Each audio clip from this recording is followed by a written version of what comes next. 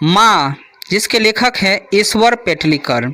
यह कहानी गुजराती भाषा में लिखी गई थी, जिसे गोपाल दास नागर ने हिंदी में लिखा था। इनकी प्रमुख रचनाएं गुजरात का समय और समाज, नए पुराने, मूल्य, दर्शन और कला है। इनकी प्रसिद्ध कहानी खून की सगाई और लोकप्रिय उपन्यास काला पानी है। एक गांव के किसी घर में मंगू नाम की एक पागल और गूंगी लड़की रहती थी, जो जन्म से ही पागल और गूंगी थी।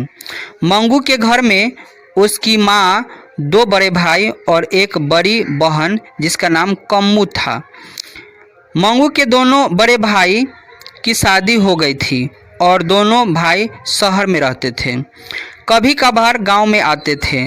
जब यह घर आते थे तो वह देखते थे कि माँ इस पागल मंगू के पीछे पागल रहती थी। उसे खिलाना, नहलाना और चोटी करना, यह काम दिन भर करती रहती थी, जिससे दोनों भाइयों ने माँ से कहा, माँ, तुम्हारे लाड प्यार ने इसे बिगाड़ दिया है। यह ना तो चलकर बाथरूम जा सकती है और ना ही कोई काम कर सकती है। यहाँ तक कि यह अपने कपड़े भी नहीं पहन सकती है। माँ, यह पागल गूंगी जरूर है, लेकिन बहरी नहीं है। इससे बार बार कुछ सिखाओ, इसको मारो, यह अपने आप सीख जाएगी। लेकिन माँ कहती है कि ना, इसकी मजबूरी है बेटा, भगवान ने ऐसा इसे बनाया है। गांव वाले माँ से हमेशा कहते थे, बहन जी, इसे अस्पताल भेज दीजिए। माँ तभी कहती है कि नहीं, अस्पताल का मतलब गौशाला। अगर मैं अस्पताल में अपनी बेटी को छोड़ दूंगी तो क्या पता उसे कौन खिलाएगा, कौन उसकी देखभाल करेगा। मैं अपनी बेटी को कहीं नहीं भेज सकती। गांव के मध्य विद्यालय में पढ़ने वाली एक लड़की कुसुम अचानक पागल हो जाती है। इस बात को सुनकर माँ को अच्छा लगता है। कुसुम इतनी पागल हो गई थी, उसे बांध कर रखना पड़ रहा था। तो माँ को लगा कि चलो, मेरी बेटी तो जन्म से ही पागल है, पर ये तो हाल फिलहाल में पागल हुई है, जबकि इसको अपने शरीर का होश नहीं है, तो मेरी दुलारी बेटी कैसे होश में रहेगी। कुछ दिन बाद कुसुम को हॉस्पिटल में भेज दिया गया, जहां उसको बांध कर रखा जाता था।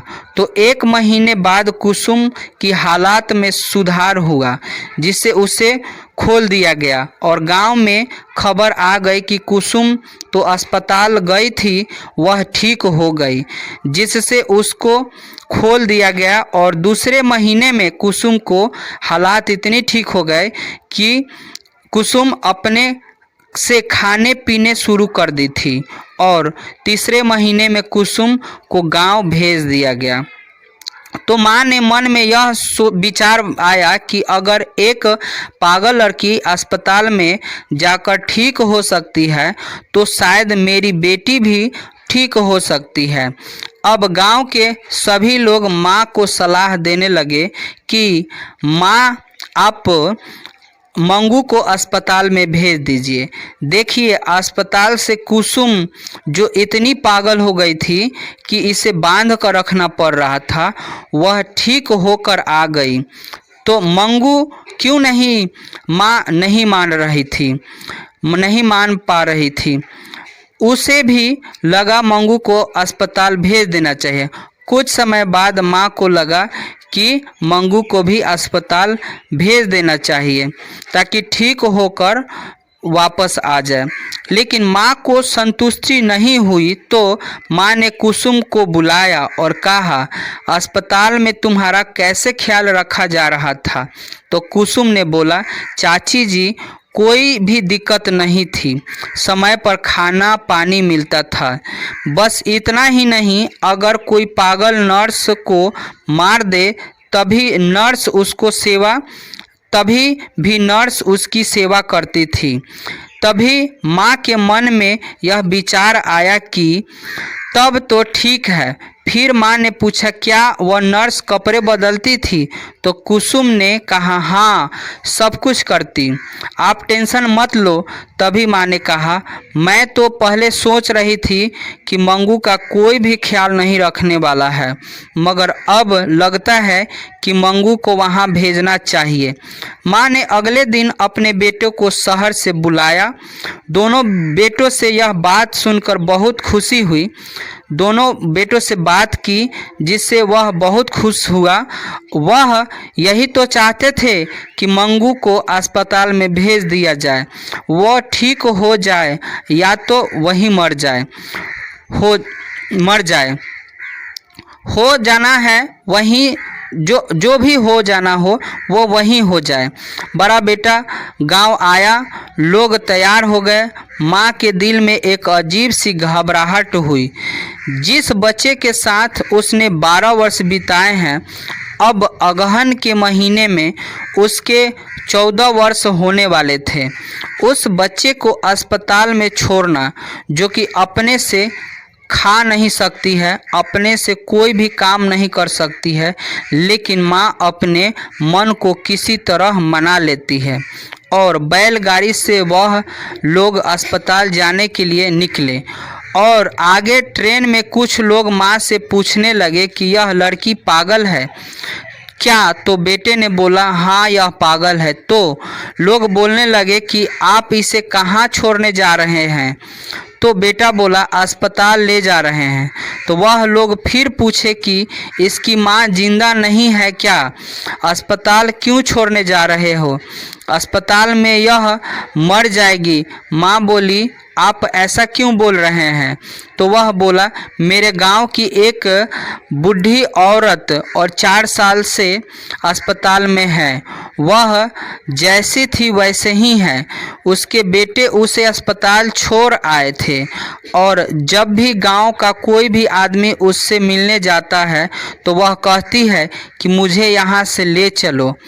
अब माँ के मन में 2 बात हो गई। माँ सोचने लगी, कुसुम तो अस्पताल से ठीक होकर आई थी, और अभी यह कह रही है कि बूढ़ी औरत 4 साल से ठीक नहीं हुई। माँ का कलेजा कांपने लगा कि मंगू को कैसे छोड़ दें।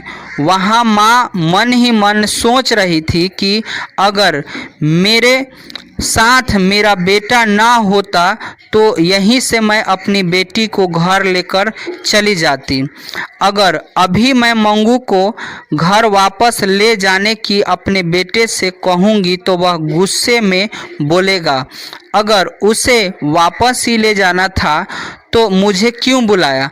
यह सोचकर माँ डरने लगी।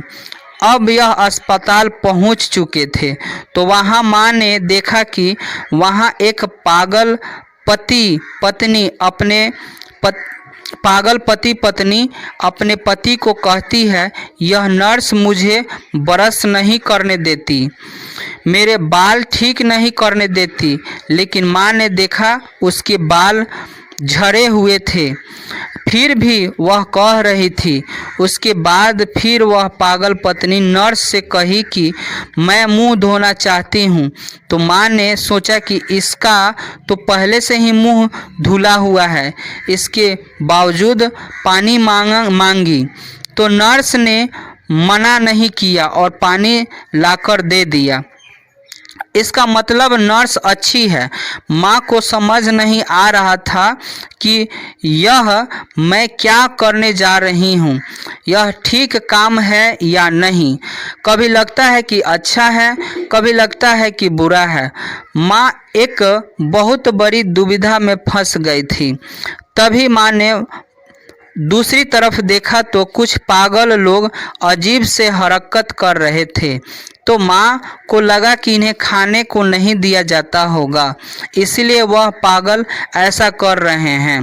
अब मंगू को माँ अस्पताल के अंदर लेकर गई। डॉक्टर के पास जाने के बाद मंगू को कुछ पता नहीं था कि वह कहाँ आई है, उसके साथ क्या होने वाला है। वह अपने कपड़ों को देखती थी तो कभी कुछ और देखती थी। माँ ने कहा कि क्या मैं देख सकती हूँ कि मंगू को कहाँ रखा जाएगा? तो फिर डॉक्टर ने कहा कि आप नहीं देख सकती हैं कि मैं मंगू को कहाँ रखूँगी। मैं आपको दिलासा देता हूँ कि जैसे ये आपका बेटा है वैसे ही मैं भी आपका बेटा मानूंगा और मंगू मेरी बहन है। तभी नर्स ने बोला कि जैसे आप माँ हैं वैसे ही मैं मंगू की माँ बन के इसकी सेवा करूँगा।